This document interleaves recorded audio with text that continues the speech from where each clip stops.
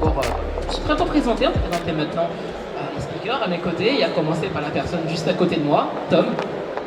Bonjour Cyril, bonjour à tous. Donc, moi Tom Barizan, je suis analyste e-sport business. Donc je crée du contenu quotidiennement sur le business autour de l'e-sport. Et en parallèle de ça, je travaille avec les clubs, les marques, les médias aussi, pour les aider à découvrir l'e-sport mais aussi à s'y développer. Tom, maintenant Life. Ouais, bonjour tout le monde, je m'appelle donc Robin de mon pseudo Live, c'est comme ça que les gens me connaissent. Je suis commentateur e-sport, principalement sur Rocket League, mais aussi sur Counter-Strike depuis le début de l'année 2026. Depuis maintenant, alors pour Rocket League ça fait 6 ans, 7 ans je pense maintenant. Donc voilà, je pense que c'est pas mal. Créateur de contenu aussi, tourné sur l'actualité compétitive justement, donc e-sport. Voilà. Ouais, beaucoup de choses, beaucoup de bagages. Jules. Bonjour à tous, donc Jules, moi je travaille en agence et j'essaie de nouer des partenariats entre les marques et les équipes e-sport, les événements sur Twitch et tout ce qu'on peut imaginer en lien avec cet écosystème. C'est grâce à lui que je suis payé. Voilà. Tout de suite, on rentre dans le vif du sujet, mais ouais, mais complètement. Vous êtes donc trois personnalités qui sont quand même assez complémentaires. Et j'ai envie de commencer maintenant pour introduire un petit peu l'e-sport. J'ai envie d'avoir aussi votre avis et votre définition de l'e-sport. Donc, moi, de mon côté, sur ce que j'ai noté, l'e-sport en tant que tel, Vivatech, au grand public, c'est la pratique au niveau donc, du sport électronique, en d'autres termes, donc du jeu vidéo. Mais en soi, l'e-sport, encore une fois, c'est pas mal de problématiques. On dit souvent, et c'est très souvent le cas pour une personne qui c'est une néophyte, l'e-sport, on sait que c'est grand, c'est un grand écosystème, mais c'est opaque. On ne sait pas forcément comment ça fonctionne à l'intérieur, quels sont les rouages. C'est aussi pourquoi la conférence existe, c'est qu'on est là pour en parler, pour présenter du mieux qu'on peut ce qui se passe derrière dans cet écosystème. Peut-être pour commencer, Tom, la définition de l'e-sport pour toi, qu'est-ce que c'est? Moi je te rejoins sur le fait que l'e-sport, la base, reste la compétition sur jeux vidéo. Mais j'ai envie aussi d'intégrer dans cet écosystème-là tout ce qui est événement, tout ce qui est divertissement. On voit qu'aujourd'hui, l'e-sport, c'est un vrai show. Au-delà de la simple compétition, il y a souvent maintenant des concerts en amont. Enfin, il y a vraiment tout un écosystème qui se construit. Et pour moi, maintenant, les événements e-sport et l'e-sport doivent vraiment devenir du divertissement à part entière, bien au-delà de la compétition aussi. Bien sûr. Toi, Life, de ton point de vue, comment tu pourrais définir l'e-sport? La manière avec laquelle je parle de l'e-sport à mes parents ou à mes proches qui connaissent pas trop, c'est de leur dire c'est exactement le même système que pour le sport. En tout cas, si on parle vraiment du côté purement compétitif, équipe, sponsor, des athlètes, l'entraînement, etc., la manière avec laquelle il faut gérer les compétitions, le stress, se préparer. Voilà, pour moi, c'est la meilleure porte d'entrée parce que c'est celle que tout le monde connaît plus ou moins déjà. Maintenant, effectivement, tu vas avoir des petites spécificités du fait qu'il y a un éditeur derrière. Donc en fait, c'est comme si quelqu'un possédait le football, par exemple, ce qui est un petit peu différent. Donc c'est ces petites spécificités-là qui, pour moi, fait que c'est comme le sport, mais voilà, il y a une petite virgule à noter quand même sur laquelle il faut se souvenir. En plus de ça, on pourrait presque dire que tu joues sur les deux tableaux, e-sport et sport. T'étais là, j'ai regardé un peu le stream hier, t'as commencé du volley. Tout à fait, je commentais la VNL, donc c'est la Ligue des Nations de volley en gros, grâce à Fares Bichard qui est un créateur de contenu aussi depuis pas mal de temps maintenant, et arbitre de volley à un niveau régional si je me trompe pas, et qui a récupéré les droits en fait de la VNL justement pour les diffuser en clair sur Twitch qui est la plateforme e-sport de diffusion. Si jamais vous n'êtes pas au courant de Twitch en 2026 et que vous vous intéressez à l'e-sport, c'est là où il faut aller d'abord pour se rendre compte de où est diffusé absolument tout. Donc effectivement, il a proposé à différents commentateurs, commentatrices de différents jeux et sports aussi d'ailleurs. Et j'ai eu le bonheur d'en faire partie hier. Bon, dommage pour la France qui a perdu 3-0 contre la Chine, mais bon, ce sont des choses qui arrivent. Et toi, Jules, de ton point de vue, toi qui payes les gens, comment t'arrives toi, par exemple, à définir l'e-sport auprès de marques? Le premier point, c'est que l'e-sport, c'est la porte d'entrée vers une communauté qui est très dure à adresser.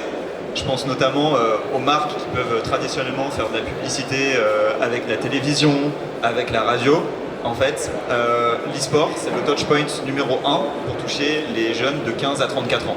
Et aujourd'hui, cette porte d'entrée, elle est considérée par de nombreuses marques, des marques comme Orange, comme Michelin. Et en fait, pour moi, c'est ça l'e-sport, c'est le vecteur de communication à une communauté qui est très fragmentée et qui est celui que les marques doivent adopter si elles veulent parler à un public jeune. Bien sûr, vous avez chacun donné votre définition. Donc on est là pendant 1 heure pour parler d'e-sport en tout point, on a parlé de la définition. On va aborder pas mal de sujets et j'en ai un qui arrive tout de suite, c'est quand on parle d'innovation, on parle aussi d'évolution. Ça fait depuis plusieurs années maintenant que vous êtes dans l'e-sport. Je ne sais pas combien de temps, Tom par exemple, tu suis l'e-sport, peut-être chacun son tour. J'ai commencé à suivre l'e-sport finale des Worlds de LoL 2014 je crois. Et depuis voilà, donc ça fait, je vous laisse compter. 2014, 2026, ça fait 12 ans. Merci chérie. Je sais compter. Toi Life? Donc commentateur professionnel et j'en vis depuis 6-7 ans, mais l'e-sport j'ai découvert, j'étais encore au collège sur le jeu Halo à l'époque, parce que c'est là-dessus que j'ai commencé à faire de la compétition en fait, directement. Je suis rentré j'ai pris l'entrée joueur, on va dire, dans le monde de l'e-sport, et effectivement c'était le moment où Halo c'était encore un petit peu quelque chose en France, même si ça n'a pas été incroyable. Donc ouais, 4ème à peu près, j'étais en 4ème, donc c'est quoi, c'est 12 ans, j'avais 12 ans, j'en ai 26, 14 ans, j'en ai 28, mon dieu. Terrible, 16 ans. Comptera pas. Oh là là. Et toi Jules? Moi 12 ans, je participe à une LAN de CSGO en tant que spectateur parce que mon frère y va et je suis totalement piqué, je vois des centaines de PC, des gens qui deviennent fous en jouant et je me dis que j'ai envie de faire ça. Donc voilà, et puis sinon en parallèle suivre l'e-sport avec Chips et Noix sur League of Legends, les premières grosses compétitions diffusées, voilà. Grand joueur et fan de League of Legends. Plus toi Jules, t'es allé loin dans l'e-sport, t'as une petite carrière sur League of Legends. J'ai joué jusqu'en Division 2 avec une... J'ai joué jusqu'en Division 2, j'ai été challenger sur League of Legends. Mais ça s'est assez vite arrêté puisque c'est vrai que c'est beaucoup de temps passé et c'est un milieu qui est très risqué quand on veut devenir joueur. Il y a des jeunes qui arrivent, des jeunes de 12, 13, 14 ans qui sont beaucoup plus forts que toi et qui arrivent du jour au lendemain. Donc j'ai décidé de prendre l'option de bosser dans l'écosystème avec les marques directement qui est beaucoup plus safe. Voilà. Il y a un dicton qui dit que toutes les personnes qui bossent dans l'e-sport sont des joueurs ratés. J'en fais partie. Raté, c'est un grand mot pour toi Jules. mais justement, je vais poursuivre là-dessus. Donc ça fait plus d'une décennie techniquement que vous suivez l'e-sport, vous êtes des e-sport enjoyers, comme on appelle. Votre point de vue, on va commencer les parties live pour commencer. Comment toi tu as suivi l'évolution de l'e-sport depuis que tu as commencé sur Halo et maintenant ce qu'il est devenu, on est passé par la période Covid et en 2026, là où on en est, comment toi tu l'as suivi? Les premières années où je découvre donc la compétition, je commence sur Halo, tu l'as dit, mais ça me permet de me rendre compte qu'en fait la compétition sur les jeux vidéo ça existe. Je découvre Counter-Strike aussi, l'époque Ninjas and Pyjamas, je crois à ce moment-là. Donc c'est une époque où effectivement la compétition elle existe, il y a des shows qui sont faits, mais tu sens que aujourd'hui ce qu'on a c'est x10 en fait, minimum. C'est-à-dire que les salles qui étaient remplies avant, c'était ridicule par rapport à ce qu'on peut faire aujourd'hui. La professionnalisation des joueurs, leur encadrement aussi est complètement différent entre le tout début et aujourd'hui. Disons qu'avant c'était très bravo t'es bon, joue à mort, attends, tuer ta santé et peut-être qu'à un moment donné tu vas pouvoir toucher un contrat si jamais tu es dans le top 3 monde. Aujourd'hui, et c'est l'un des objectifs, l'une des difficultés de l'e-sport aujourd'hui, l'un des défis, c'est de permettre à un maximum de monde de pouvoir à la fois s'entraîner et se développer en tant que joueur, mais aussi d'être accompagné de sorte à pas faire un burn-out à 20 ans quoi. C'est quelque chose ça nous arrive encore de le vivre aujourd'hui, d'ailleurs sur certains jeux. Et je vais revenir sur quelque chose que tu as dit, c'est la pratique de l'e-sport est aussi de plus en plus suivie. On en parle des salles de spectacle, on va en parler encore un peu plus tard. Et je vais rebondir vers toi, donc Tom. Toi, de ton point de vue aussi, comment tu arrives à voir l'évolution de l'e-sport depuis que tu as commencé? Moi, je pense que si on regarde 15 ans en arrière, on peut être satisfait d'où on en est aujourd'hui. Avec le Covid, tu en parlais, Shérif, qui a quand même bien aidé l'e-sport. Beaucoup de personnes ont découvert Twitch et l'e-sport pendant le Covid, parce que évidemment, les sports traditionnels ne pouvaient pas se dérouler à part à huis clos, mais ça a mis du temps à se mettre en place. Donc les compétitions d'e-sport, elles, continuaient parce qu'elles sont digitales. Donc là, l'e-sport a pris un gros boom. Sauf que, enfin, je pense que la période Covid a été un petit peu, mitigée parce que oui, l'e-sport s'est développé énormément, les clubs ont levé énormément de fonds, et c'est pour moi aussi un premier red flag dans le sens où, ok, il y a eu énormément d'emballement, derrière il faut pouvoir assumer en termes de génération de revenus et de création de valeur pour justement pouvoir satisfaire ces fonds aussi qui ont investi dans l'e-sport. Donc, si je dois conclure, aujourd'hui je pense qu'on peut être satisfait parce que on a passé le moment où on a eu un petit e-sport winter sur les 2 dernières années. On est encore dans une phase de consolidation, mais l'e-sport existe toujours, l'e-sport continue de remplir énormément de salles, de continuer à générer de l'audience. Jules t'en parlait, c'est vraiment la porte d'entrée pour toucher la jeune génération qui n'écoute plus la radio, qui ne regarde plus la télé. Enfin, là je caricature, mais c'est la réalité. Donc non, je pense qu'on peut être satisfait d'où on en est aujourd'hui. Il y a encore des défis, mais le meilleur reste à venir.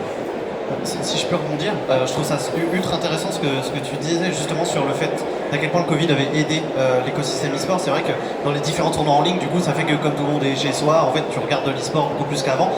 En revanche, il y a certains jeux qui en ont beaucoup souffert, et je pense notamment à la communauté des jeux de combat, qui est une communauté, parce que c'est ça le problème quand on parle d'e-sport, c'est qu'en fait, c'est comme si on parlait de sport, encore une fois, donc on va parler de volley, de football, de rugby, on parle de plein d'éléments différents qui fonctionnent aussi un petit peu différemment. C'est le cas, par exemple, dans mon exemple des jeux de combat, qui fonctionnent énormément via les événements physiques, et qui là, par contre, a énormément souffert, un petit peu à l'instar du sport, du Covid et du fait qu'on puisse plus se réunir. Tu fais bien de le dire, je pense que pour toi, Jules, de ton point de vue, après, je encore une fois démarre, mais même au-delà de ça, comment toi, t'arrives à voir peut-être une vision qui change depuis la période Covid, où peut-être que les marques étaient beaucoup plus enclines à vouloir investir dessus, et maintenant, il y a peut-être une phase de maturité, si on peut dire ça? Ouais, grave, une phase de maturité absolument. En fait, c'est vrai que jusqu'au Covid, on était encore dans une période où les gens ne connaissaient pas ou peu l'e-sport et avaient la sensation que c'était le train qu'il fallait pas rater. Et donc c'est à ce moment-là, en effet, Tom, comme tu le disais, qu'on a vu énormément de fonds d'investissement qui ont mis des montants exorbitants. Moi, je voudrais revenir sur un point qu'on n'a pas forcément abordé à la période du Covid, c'est les éditeurs. Les éditeurs qui sont des entreprises énormes, Riot Games, Activision, toutes ces entreprises, elles ont vu une opportunité gigantesque au Covid en se disant que ça allait être le moment où fallait renforcer les équipes et où il allait falloir créer un modèle qui allait fonctionner. Et toutes ces entreprises ont beaucoup trop recruté à ce moment-là. Elles ont créé des effectifs qui étaient bien au-dessus du besoin. Et à cause de ça, dans les 2 dernières années, on a vu beaucoup de vagues de licenciements, que ce soit chez Microsoft, que ce soit chez Riot Games ou encore Activision.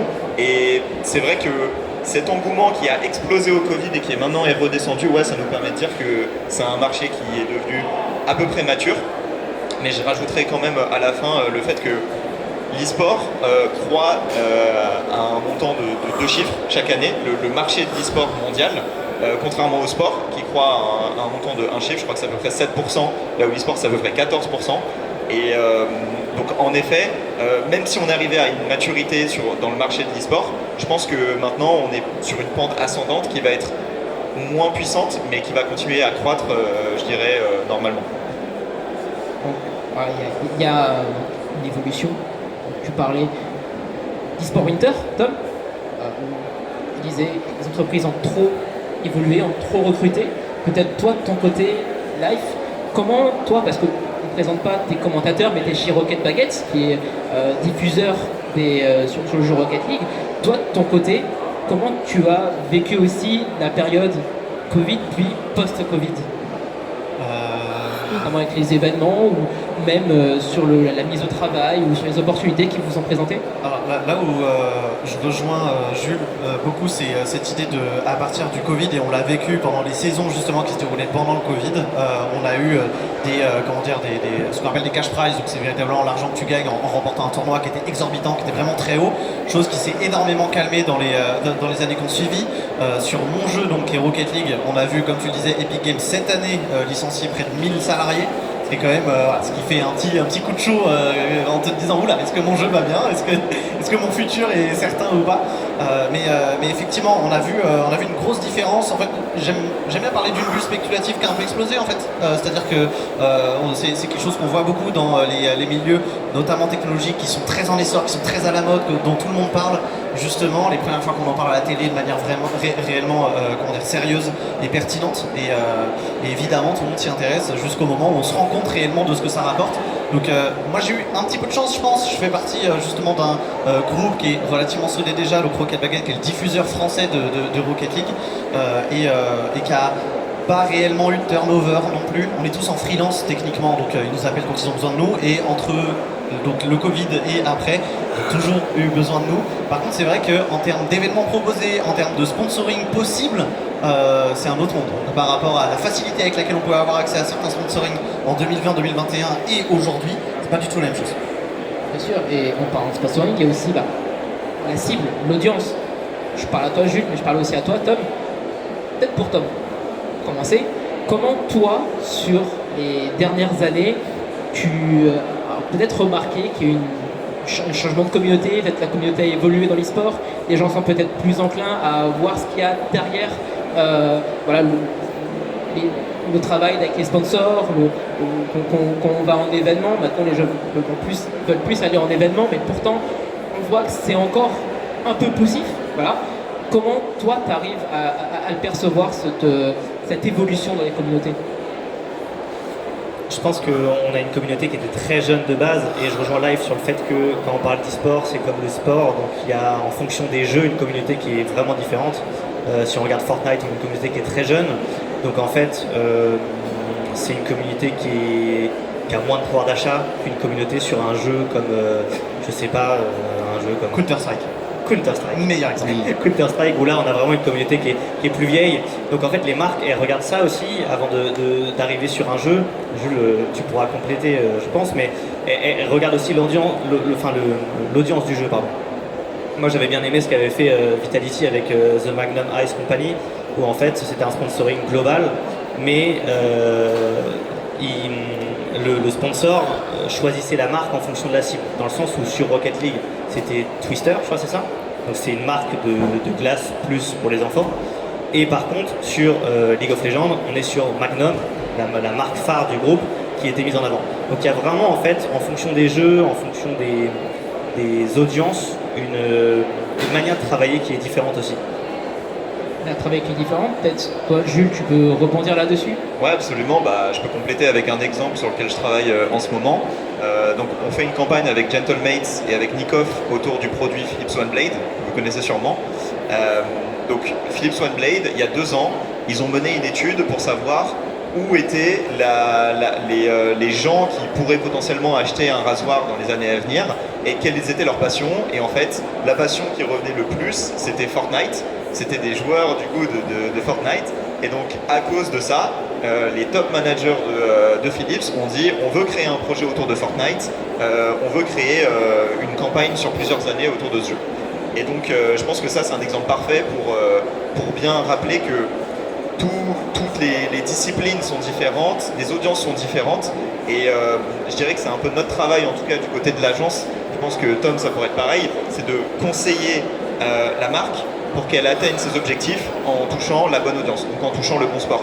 Et pour faire le parallèle avec le sport, encore une fois, si on veut toucher des CSP+, on va faire du golf, si on veut toucher tout le monde, on fait du football, c'est un peu la même chose dans l'e-sport. Donc des vrais parallèles qui sont assez rassurants. Rassurant, peut-être aussi un mot là-dessus sur le parallèle entre le sport et l'e-sport avant de passer à la suite de la conférence live. Je sais pas exactement pourquoi, mais oui, c'est ce que je disais au tout début en fait. Je peux donner des détails, c'est par exemple sur le sport, le travail avec les sponsors qui se base par exemple je prends l'exemple du FC Sochaux, tu vois, où il y avait Renault et donc le club de Sochaux qui était très lié suite à leur histoire, et de l'autre côté, tu as d'autres sponsors qui vont sur d'autres clubs, par exemple, je sais pas, le PSG ou quoi.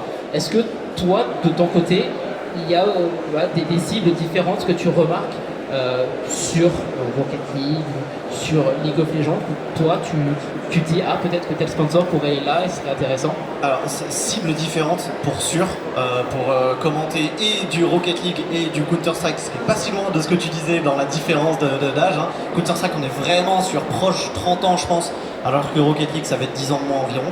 On ne parle pas du tout pareil à ces gens-là, et même on le voit, l'une des particularités de l'e-sport, c'est que c'est diffusé sur Twitch, et que sur Twitch, il y a un chat sur le côté. Donc en fait, on voit des messages mis par les internautes qui sont en train de regarder le tournoi en temps réel. Et je le vois de mes propres yeux, la différence de comportement entre ce qu'on peut voir sur un chat d'un tournoi Rocket League et d'un tournoi Counter-Strike. C'est pas les mêmes attentes, c'est pas les mêmes commentaires, c'est pas du tout la même cible en fait. Donc c'est très intéressant à voir. Et donc évidemment ça valide un petit peu plus le point de mes deux compères de en fait citer une marque. Tu vas pas aborder l'e-sport de la même manière en fonction de ce que tu as envie de vendre et en fonction de ta cible. Bien sûr, maintenant je vais aborder une autre thématique. On a Vivatech. Donc qui dit Vivatech, la tech. L'e-sport et la tech, c'est très lié. Et pour commencer, on va parler de toi, Tom. Aujourd'hui, dans l'e-sport, est-ce que tu remarques qu'il y a des innovations qui sortent du lot, par exemple, avec des marques comme je pense à Razer, Logitech ou quoi, qui ont fortement impacté ces dernières années le secteur de l'e-sport à tel point que maintenant on le voit peut-être partout? Disons que je pense que l'e-sport et la tech ont des points communs et une manière de fonctionner un peu similaire.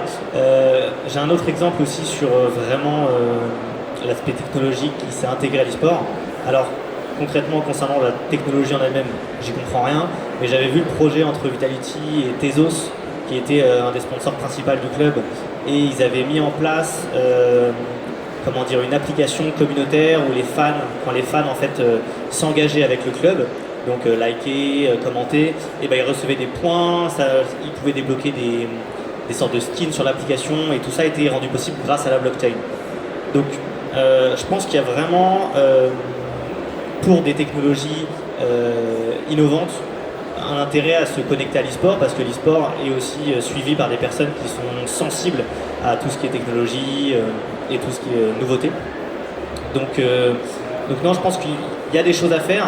Néanmoins, après, l'e-sport se cherche encore. Donc est-ce que des projets avec des nouvelles technologies pourraient émerger dans l'avenir? Ça, j'en suis sûr. Reste à voir maintenant lesquels. Bien sûr. Live, peut-être. J'ai l'impression, en tout cas de mon expérience, que c'est un terrain de jeu pour toute personne qui est passionnée de tech et qui est un peu imaginatif en fait.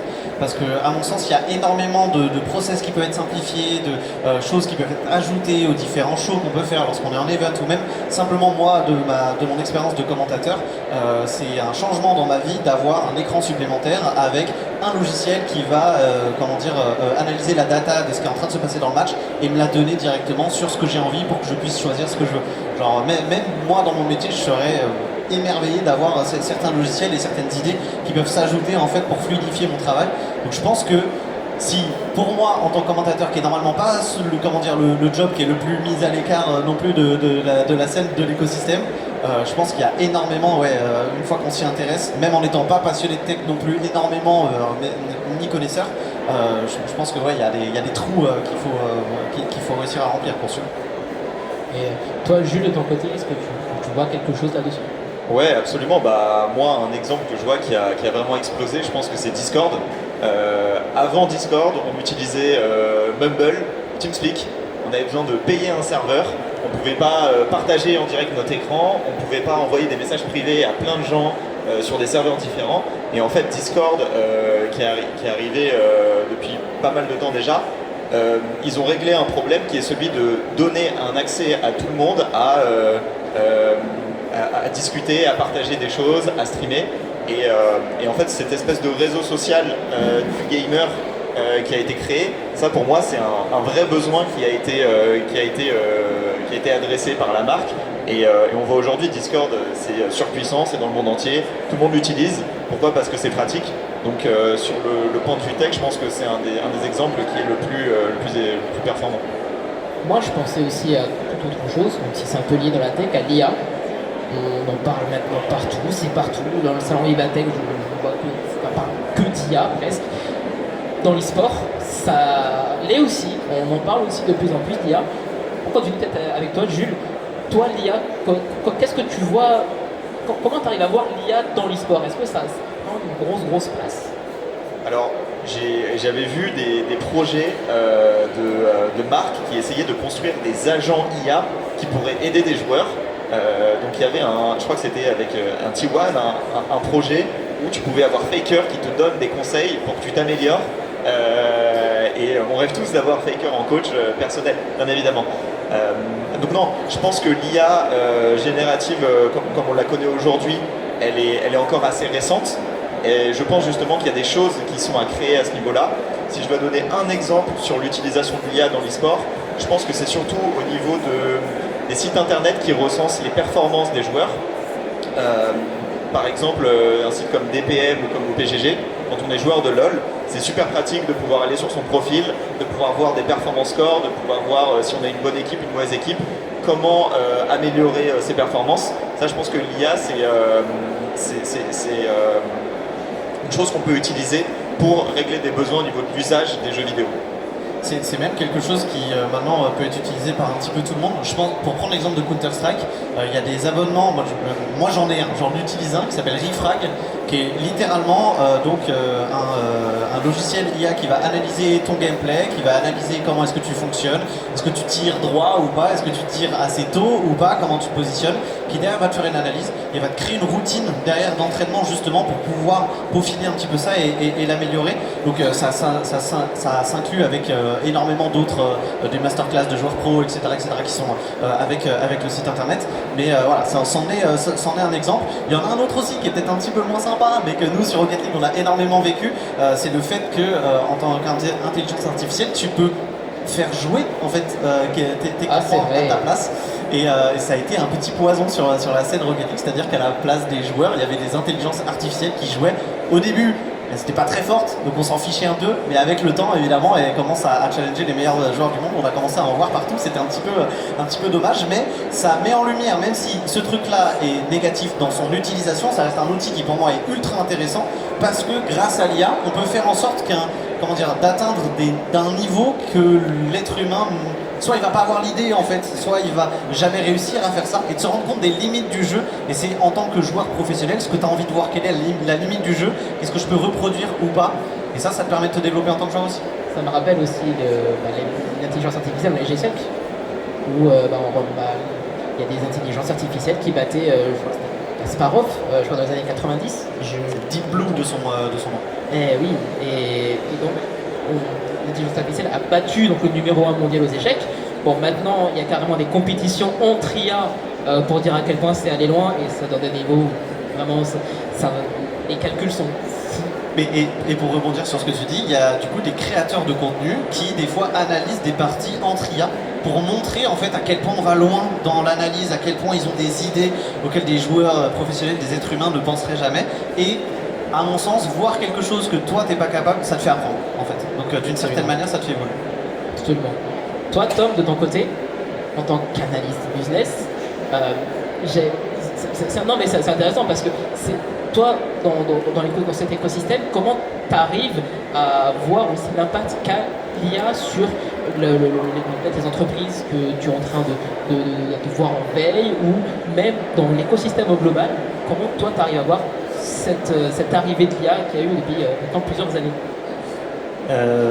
Moi je crois que c'était il y a 2 semaines, j'ai découvert une solution IA qui permettait en fait de compiler et de faire de la veille. Ce que tu disais Life aussi, c'est quelque chose, l'IA permet d'aller bien au-delà de ce qu'un humain peut faire en termes de veille, en termes de récolte d'informations.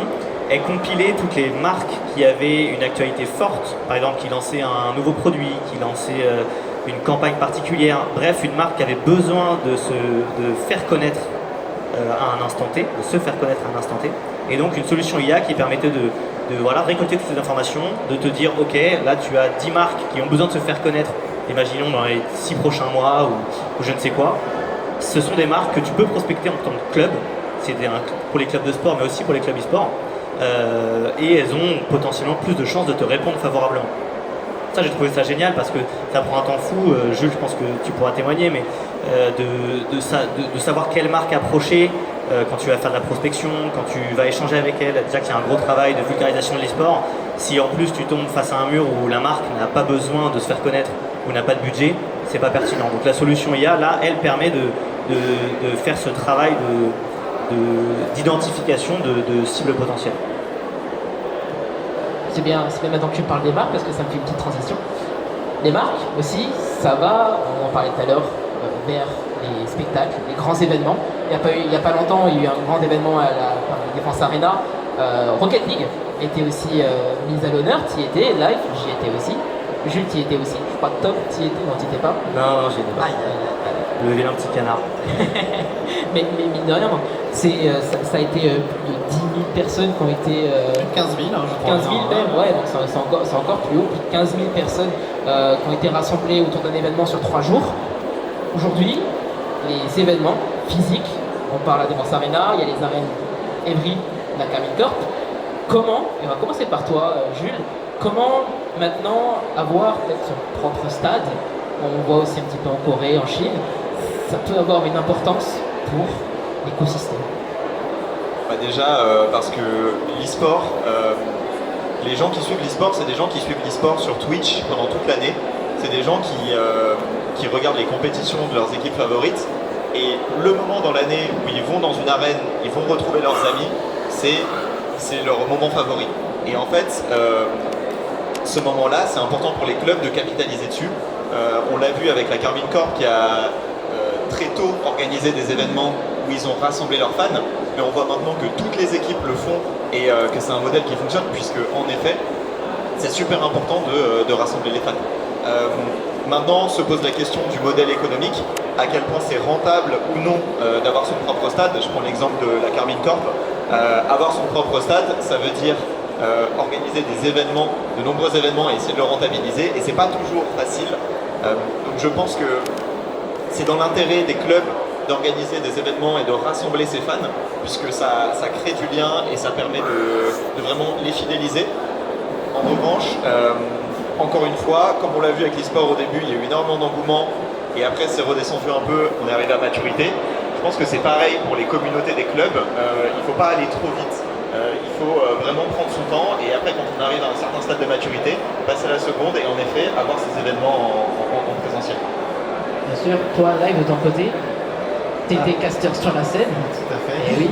Comment toi tu perçois le fait aussi d'être devant tant de spectateurs qui sont devant toi, qui crient, qui vivent le jeu avec toi?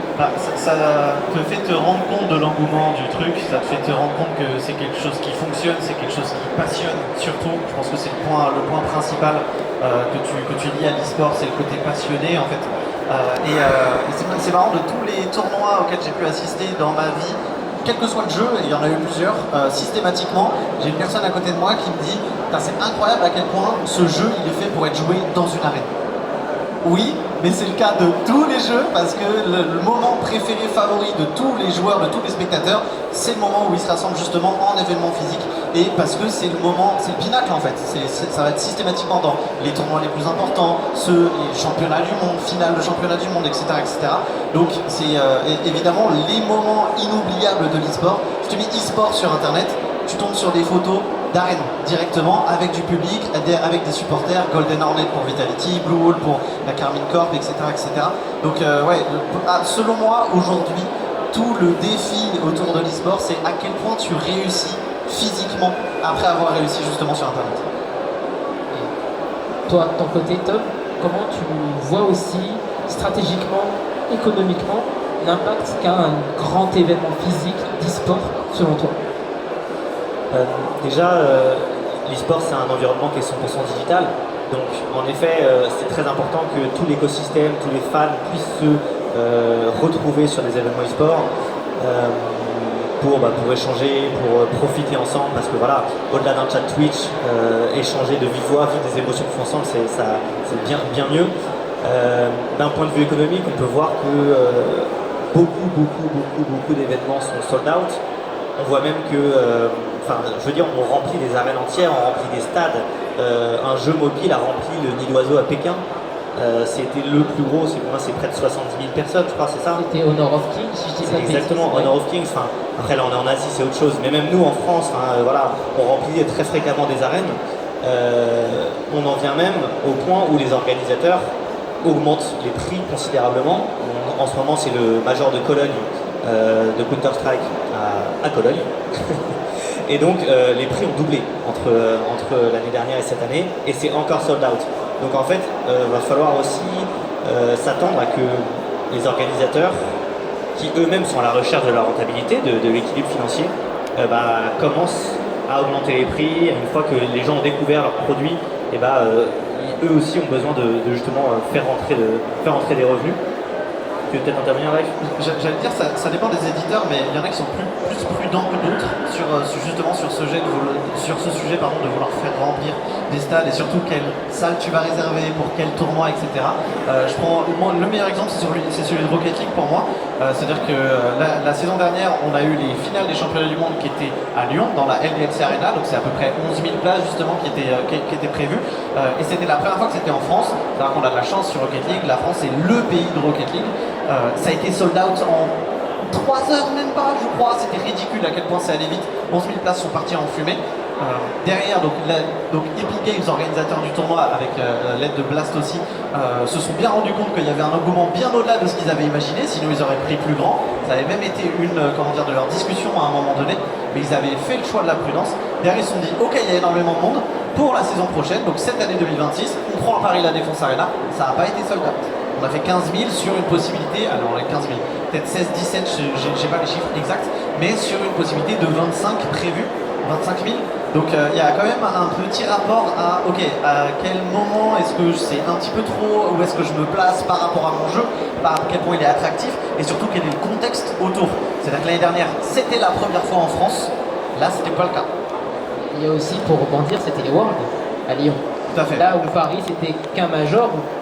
On fait la comparaison, les Worlds, c'est vraiment, on va dire, la Coupe du Monde, comme on dit dans le football actuellement. C'est la Coupe du Monde, là où, on va dire, un major, c'est un peu dans le même style, sauf que l'enjeu est moindre, on va dire.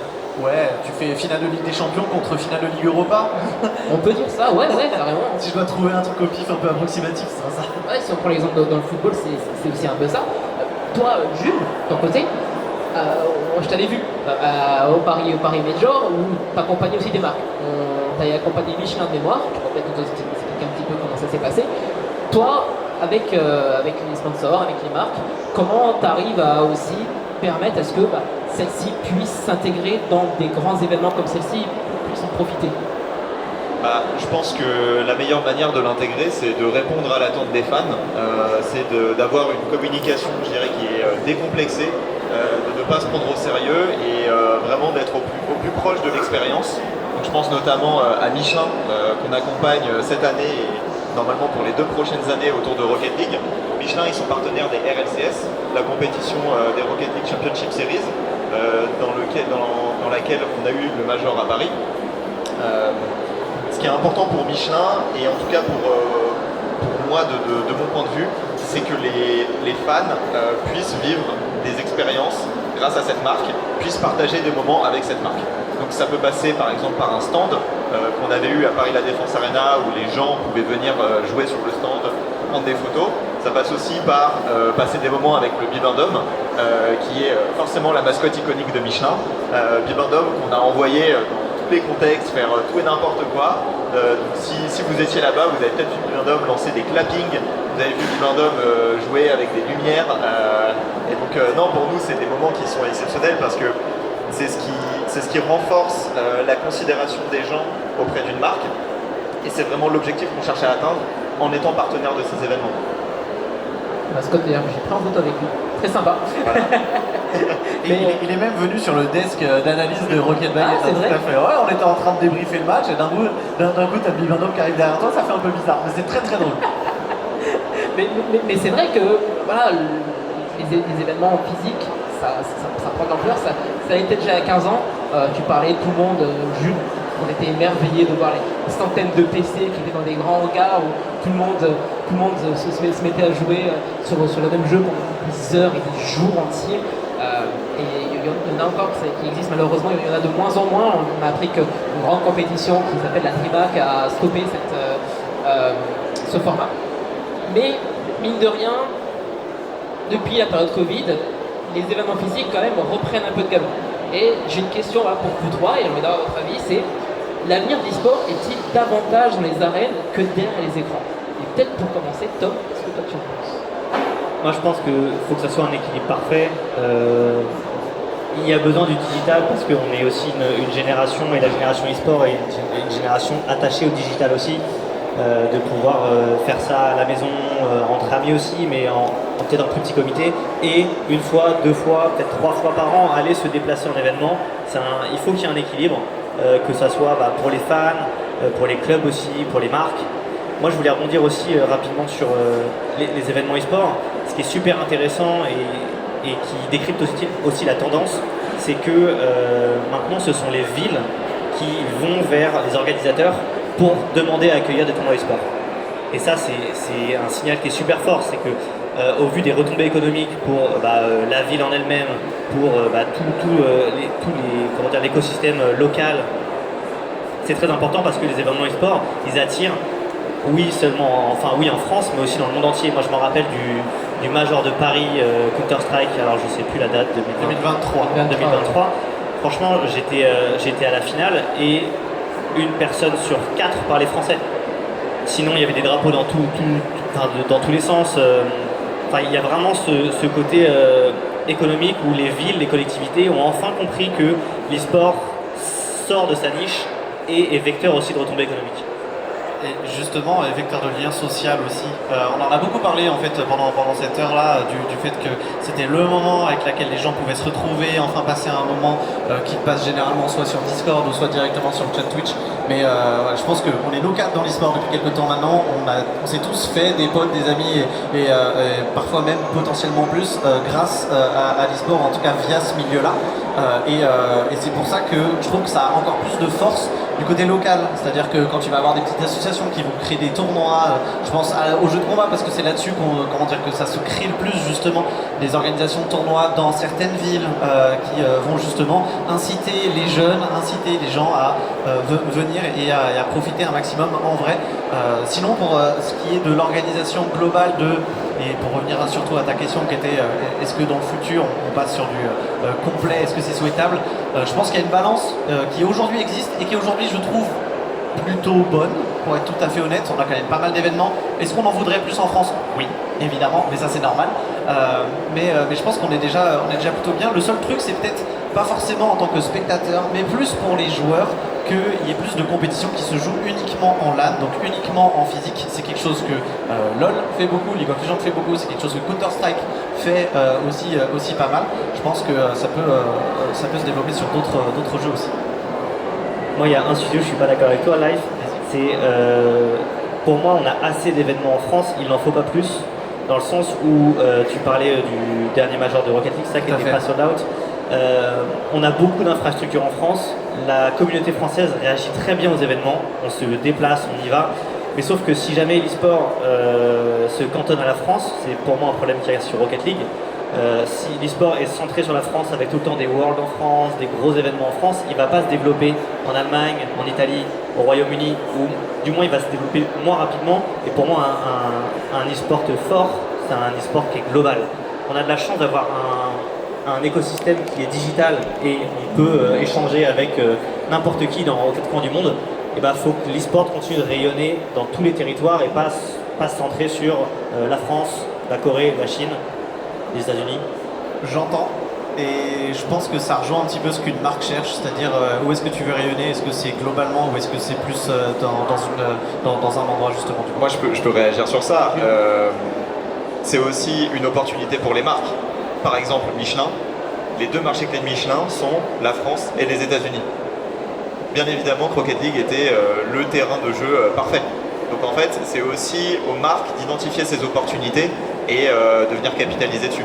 Donc autant je comprends, c'est vrai qu'on peut émettre une nuance et se dire que un jeu e-sport sera pas peut-être le titre numéro 1 s'il n'est pas puissant partout. Maintenant, je pense qu'on ne peut pas avoir des jeux tier 1, on ne peut pas avoir énormément de jeux tier 1 non plus. Et déjà avec soit juste League of Legends et Counter-Strike, on a déjà 2 jeux qui sont pratiqués massivement. Et au final, Rocket League, qu'on pourrait considérer peut-être un tiers en dessous, au final reste très très puissant dans certains pays. Et je pense que c'est aussi important de garder ça. Je pense notamment aux jeux mobiles en Asie. Et au fait que si demain j'ai une marque qui me demande qu'est-ce que je dois faire pour améliorer ma considération auprès d'une cible asiatique, bah en effet, je ne vais peut-être pas lui parler League of Legends. Pour League of Legends, pourquoi pas, mais surtout des jeux mobiles. En tout cas pour une communauté jeune. Bien sûr, communauté jeune. On va passer au dernier bloc, cette fois-ci de cette heure, parce qu'on voit que l'heure tourne. Aujourd'hui, on a envie de parler, je pense que Jules, tu voulais aussi, je vais te laisser commencer, les métiers et les opportunités. Parce que le nom de la conférence est terrain d'opportunités, opportunités de carrière. Imaginez, donc là, ça fait maintenant 12 ans que vous êtes dans l'e-sport. Aujourd'hui, si vous devez recommencer, imaginez de zéro, on va dire à 20 ans, et que j'ai envie de me lancer dans l'e-sport, comment je dois faire? Est-ce qu'il y a un guide pour que je puisse commencer à travailler? Tu vois, Jules, quand tu souris, Il y a en effet un guide. Non, il n'y a pas de guide du tout. Non, je pense que la première chose, c'est l'exemple de Shérif et moi. On s'est rencontrés il y a maintenant 5 ans. On a commencé à travailler sur des projets bénévoles en e-sport. C'est comme ça qu'on s'est rencontrés. Et en fait, c'est comme ça qu'on a construit notre réseau et qu'on se retrouve aujourd'hui ici à parler ensemble. Donc, je pense que cet exemple il est très parlant. C'est qu'aujourd'hui, si vous souhaitez travailler dans l'e-sport, il y a un réel besoin de se lancer, de créer des projets, d'essayer d'apporter une valeur ajoutée à l'écosystème. Maintenant, là où il faut aussi rationaliser les choses, c'est que si vous travaillez dans l'e-sport, vous travaillerez dans l'e-sport grâce à vos compétences et pas parce que vous êtes passionné. Parce que des gens passionnés, il y en a des milliers, même des centaines de milliers, mais des gens compétents, il y en a un peu moins. Et c'est vraiment là où vous pourrez vous démarquer et là où vous pourrez apporter de la valeur ajoutée aux entreprises dans lesquelles vous travaillerez potentiellement. Là, il fait une petite anecdote. On s'est rencontrés pour la première fois avec Jules aux Urban Series. D'ailleurs, Urban Series, donc une LAN qui est organisée aussi par Rocket Baguette, donc le monde est petit. Donc Life, toi de ton côté, créateur de contenu, commentateur e-sportif, pas mal de casquettes, aussi journaliste, fait pas mal de vidéos, tu as fait un documentaire sur Monkey Moon récemment qui a nécessité beaucoup de travail. Toi de ton côté, même question, si tu devais revenir au début on va dire, de ta carrière, qu'est-ce que tu ferais maintenant peut-être en mieux? C'est dur comme question parce que effectivement je considère que ça dépend un petit peu de où est-ce que tu veux travailler. Je pense dans l'exemple de Jules, typiquement, être quelqu'un qui s'est professionnalisé et qui va ensuite bifurquer dans l'e-sport, je trouve ça très fort, typiquement parce que tu sais ce que tu fais, tu as une valeur ajoutée et derrière justement tu arrives face à l'e-sport avec une idée déjà. En tant que commentateur, moi je suis passé par la case passion. Pour être tout à fait honnête, je suis passé par la case je vais commenter encore et encore sans que ce soit payé et en ayant la dalle et en continuant et en comptant pas mes heures. Jusqu'à ce qu'il y ait un moment donné où j'ai la réussite et la chance de justement avoir le contact ou machin, de pouvoir me tester à un endroit avec un petit peu plus de visibilité et que ça crée un effet boule de neige. Je considère que c'est plus ou moins la même chose sur la création de contenu aussi. C'est très lié à internet. Si tu as envie de créer du contenu et que ça fonctionne, bah, tu es obligé de créer du contenu en fait. À un moment donné, il faut te lancer et il faut passer par la case où ce que tu vas faire, ça va pas être terrible, jusqu'au moment donné où tu vas évoluer et où tu vas apprendre. Donc je sais pas si je ferais d'autres choses mieux ou pas, parce que je considère que ça fait partie du chemin à des moments se planter, à des moments prendre des vents, à des moments être approximatif. Mais ouais, globalement, c'est très compétitif. Beaucoup de monde veut faire ce que tu veux faire. Être commentateur, c'est aussi une pression par rapport à ça, parce que tu sais que ta place, elle n'est pas forcément donnée, elle n'est pas forcément fixe. C'est du travail un petit peu tous les jours et globalement, prendre soin de sa santé mentale aussi, parce que malheureusement, dans un milieu où tu as énormément de passionnés et donc énormément qui se donnent à fond pour espérer passer ce petit cap-là, bah en fait, tu as la tâche quoi. Absolument, absolument. Toi de ton côté, Tom, alors on te suit beaucoup sur les réseaux sociaux parce que tu fais beaucoup de contenu autour de l'actualité économique aussi de l'e-sport. Toi de ton côté, ça fait maintenant quelques années, maintenant tu fais ce que tu fais sur les réseaux sociaux. Comment tu t'es dit, vas-y, let's go, j'ai envie de parler de ça, ou j'ai envie de faire carrière dedans, parce que tu fais des créations, tu fais du contenu sur internet, mais tu travailles à côté aussi.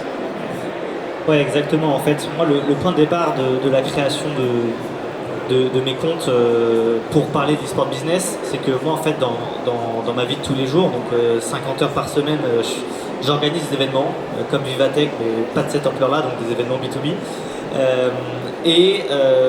Je voyais plein de choses dans mon métier de tous les jours où je me disais mais putain, c'est dingue, si ce truc-là avait été appliqué dans l'e-sport, on aurait pu éviter cette erreur-là, cette erreur-là, cette erreur-là. Donc moi je m'étais dit ok, ce que je vois tous les jours dans mon métier, j'en parle sur les réseaux, on va voir si ça plaît pas, je m'en fiche. Mais si des gens peuvent avoir des clés de compréhension grâce à mes posts, alors moi j'aurais tout gagné et c'est tout bénef. Donc je suis vraiment parti de ce postulat et puis ensuite après ça s'est généralisé. Mais je fais le parallèle avec le fait que, et je rejoins Jules, il faut se spécialiser sur un secteur, enfin sur des compétences avant de se spécialiser sur l'e-sport. L'e-sport est né quand même de passionnés. Tous les plus gros clubs aujourd'hui sont nés de passionnés qui n'étaient pas des experts de la gestion de projet ou du marketing ou de la finance, mais grâce à la passion ils ont réussi à monter des super projets. Et quelque chose dont je suis vraiment content dans l'e-sport, c'est que assez rapidement les clubs ont réussi à s'entourer et à recruter des personnes qui venaient en dehors de l'e-sport. Excuse-moi Tom, j'aimerais rebondir là-dessus avec un exemple qui est celui d'un entrepreneur qui du coup j'imagine a sûrement dû venir à Vivatech et qui a parlé il y a quelques jours, qui est Arthur Berticoz, qui est un entrepreneur qui a créé de nombreuses entreprises à succès et qui était également passionné d'e-sport. Lui il a créé ses compétences et il s'est lancé et après il a rejoint l'e-sport. Et en apportant ses compétences, il a vraiment fait grandir l'écosystème. Et je pense que cette personne, c'est vraiment l'exemple parfait de réunir la passion et les compétences pour apporter une valeur ajoutée à l'écosystème. Bien sûr, et j'ai envie d'aborder aussi le point des compétences pour poursuivre. Pour vous, quelles sont les 3 compétences assez vastes, pour vous, les plus importantes pour faire carrière dans l'e-sport? Peut-être pour commencer, Jules. Les 3 plus importantes, je dirais que la compétence la plus importante, c'est une compétence qui est peut-être aussi la plus importante pour travailler dans le monde du travail globalement, qui est le savoir-être, qui est le fait de savoir se positionner quand tu parles à quelqu'un, de savoir dire la bonne chose au bon moment et bien évidemment de bien s'entendre avec les gens et de créer ton propre réseau. Parce qu'en effet, l'e-sport, c'est un milieu qui est tout petit. Vous allez très vite recroiser les gens avec qui vous aviez travaillé précédemment et je dirais que cette compétence c'est peut-être la plus importante. Si je devais enchaîner, la deuxième, je dirais qu'il faut faire vraiment une veille de l'actualité, toujours suivre tout ce qui se passe. Vous pouvez suivre le compte de Tom, Tom, le travail sera fait, vous mettez l'alerte, c'est ce que j'ai fait. Donc bien se renseigner, suivre l'actualité, rester au courant des choses. Et je dirais la dernière compétence, ce serait d'arriver à convertir des choses qui se font dans le monde du travail, qui existe depuis très longtemps, le monde du sport notamment, et arriver à les convertir au monde de l'e-sport. En fait, le sport, c'est un milieu qui est professionnalisé depuis très longtemps, qui a intégré des normes de rigueur que l'e-sport n'a pas encore forcément, et je pense que c'est là où il y a des choses à comprendre et à faire pour améliorer l'écosystème. Peut-être tu veux rebondir là-dessus. C'est grave dur, 3 mots. 3 mots, là, je laisse le libre arbitre. Je te rejoins tellement sur cette idée de veille et en fait de se rendre compte que c'est un écosystème qui est très petit. On recroise des gens H24, on s'est vraiment vu il n'y a pas si longtemps, donc c'est un très bon exemple. Je pense qu'effectivement le savoir-être est méga important et lié justement à cette idée de veille. En fait, se rendre compte que tu es dans un écosystème qui est petit, donc être au courant de tout ce qui se passe dans les événements majeurs, etc., ça te permet d'être socialement intégré déjà à ce milieu-là. Je pense que, j'ai pas le mot précis, mais être actif en fait, c'est-à-dire être quelqu'un qui propose des choses, être quelqu'un qui...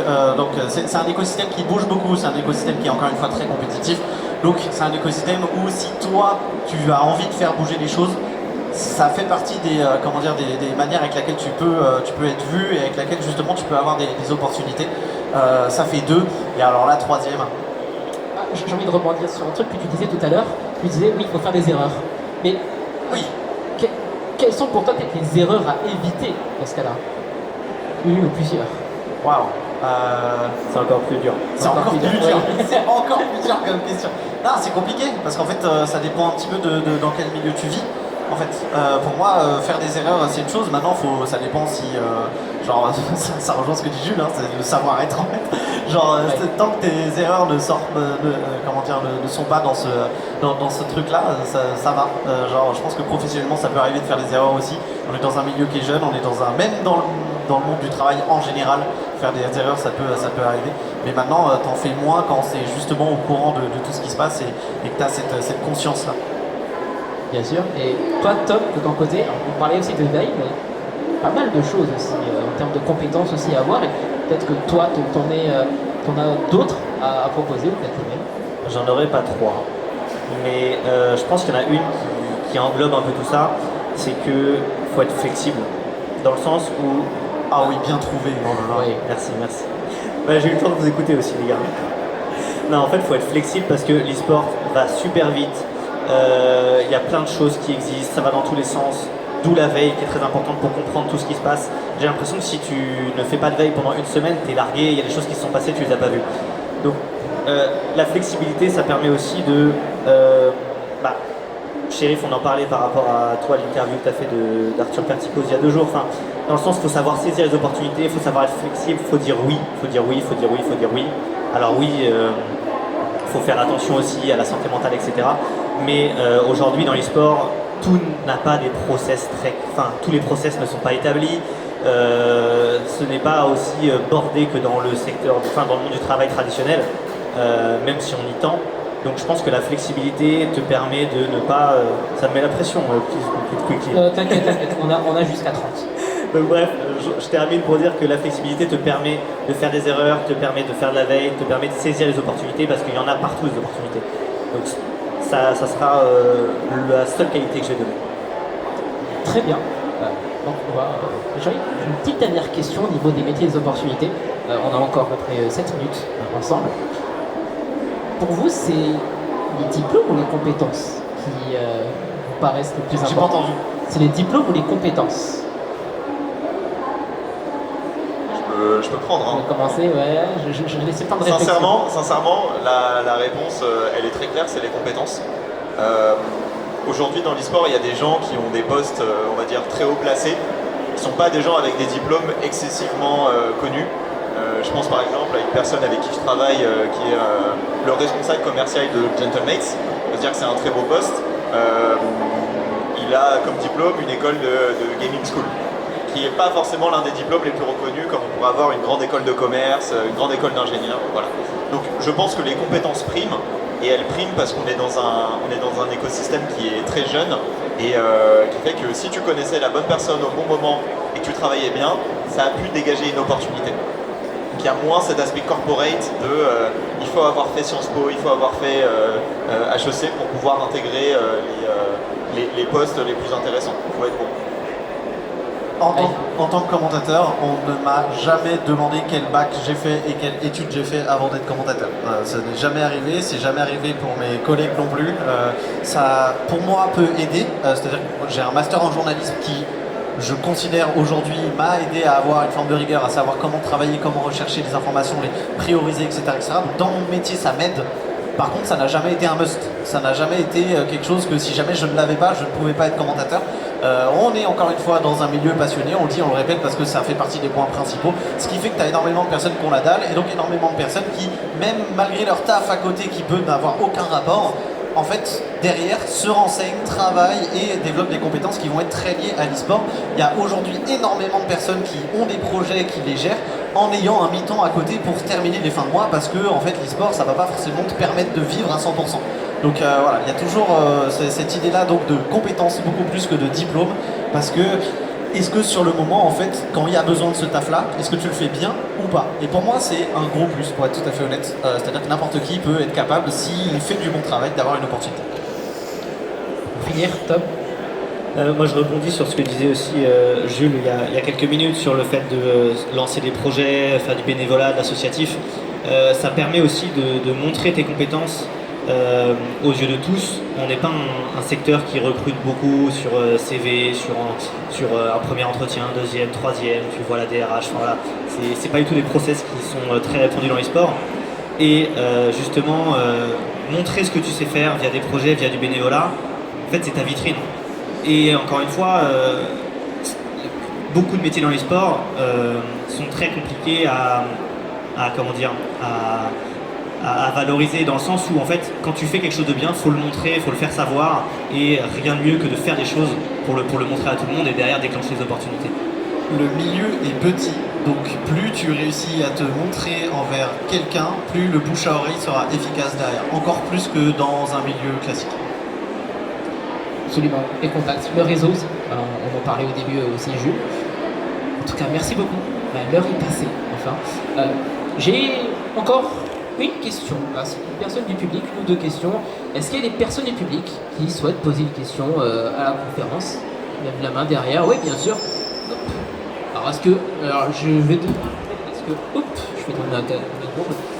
Je vais me lever. J'en ai bien peut-être. Ah, il y a le micro, super. Je comptais me lever, mais besoin de faire l'effort. Je t'évite un déplacement. Bonjour à tous les quatre et merci, c'était extrêmement intéressant dans les questions que les réponses. Merci. Merci. Alors, sans vouloir plomber l'ambiance, une des questions qui a été un peu évoquée quand notamment vous évoquiez Epic et toute la vague de licenciements, avec la crise économique qui s'est amorcée depuis pas mal de temps, dans laquelle on rentre à plein, comment vous voyez à vos niveaux différents, tous les quatre, son impact sur le secteur du sport? On va commencer, Tom. Moi je peux commencer. La crise économique au sens macro, au sens global, elle impacte surtout les marques qui, elles, et les entreprises qui, si elles doivent couper un budget, ça sera le budget com, ça sera le budget marketing, pour sauver des emplois, pour maintenir la production. Donc évidemment, quand les clubs fonctionnent en gros, sur leur camembert de revenus ont entre 35 et 70% de revenus qui viennent du sponsoring, et si jamais les marques baissent leurs dépenses de sponsoring, ça va derrière faire baisser les revenus des clubs et peut mener à la fermeture d'un club. On est quand même au niveau dans les sports où les clubs s'y voient déjà à horizon 3 ans, 5 ans, c'est quelque chose de bien déjà. Donc on a du mal à avoir une longueur. C'est pour ça que c'est un secteur aussi qui subit énormément les chocs exogènes, donc les crises économiques. J'ai oublié ta question à la fin, je suis parti en monologue.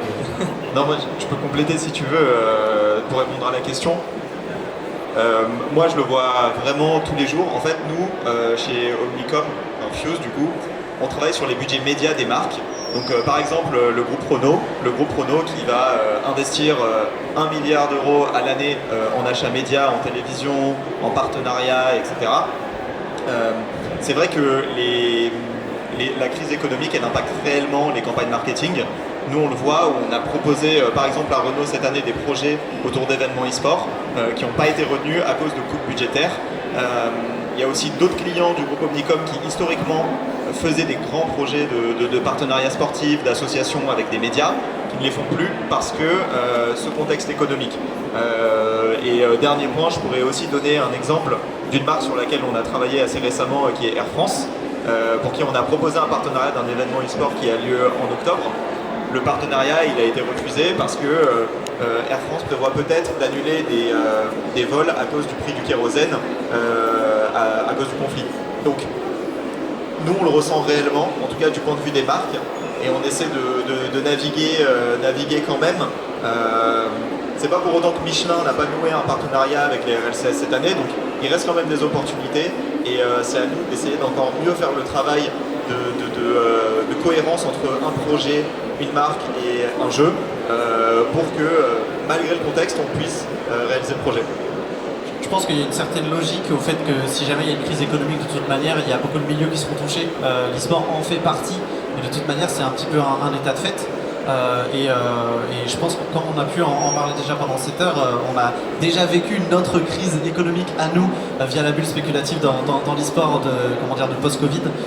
Donc je pense pas que ce soit forcément très inconfortable pour nous de vivre autour de ça. On a une force qui est celle de savoir plus ou moins rebondir justement, et de savoir aussi au fur et à mesure du temps, parce que encore une fois c'est un milieu qui est jeune et qui apprend, de savoir se réajuster en fonction. On parlait typiquement des événements tout à l'heure qui essayaient toujours d'aller chercher plus haut, d'aller chercher avec le plus de place possible. On est en train d'apprendre qu'en fait, aller chercher une salle moins grande, mais qui est sûre et certaine d'être remplie avec énormément d'ambiance, et ben ça fonctionne encore mieux en fait, parce que ça fait des images encore plus belles, parce que ça fait encore plus de bruit, etc. etc. Donc je pense qu'on la flexibilité dont tu parlais tout à l'heure fait partie des grandes forces du milieu et fait que dans un contexte qui de toute manière va toucher énormément justement de milieux, que ce soit l'e-sport ou même quoi que ce soit d'autre, on s'en sort justement parce qu'on se débrouille. Et cette débrouillardise fait partie des points forts du milieu. Et pour répondre à la question et conclure, c'est vrai que j'apporte aussi cette vision, on parle beaucoup d'e-sport, mais même dans le milieu du jeu vidéo en tant que tel, avec des studios, on remarque qu'il y a pas mal de mises en berge, je pense à Tencent en particulier, qui fait aussi des coupes budgétaires sur pas mal de studios. On parle aussi de Xbox, qui ont fermé pas mal de studios après la période Covid. Voilà, il y a pas mal de remaniements et on coupe les branches de l'arbre un petit peu à gauche à droite pour faire de la rentabilité, trouver voilà, le moyen de faire un minimum de bénéfices. Et je prends l'exemple d'un studio que j'aime beaucoup qui s'appelle Dontnod, qui a travaillé en particulier sur le premier Life is Strange, un studio français, qui a malheureusement appris récemment que Tencent allait stopper ses investissements dans ce studio et que d'ici quelques mois risque de faire banqueroute, littéralement. Et malheureusement, c'est des choses qui arrivent très fréquemment. Et je parle du secteur du jeu vidéo, mais le secteur d'e-sport aussi.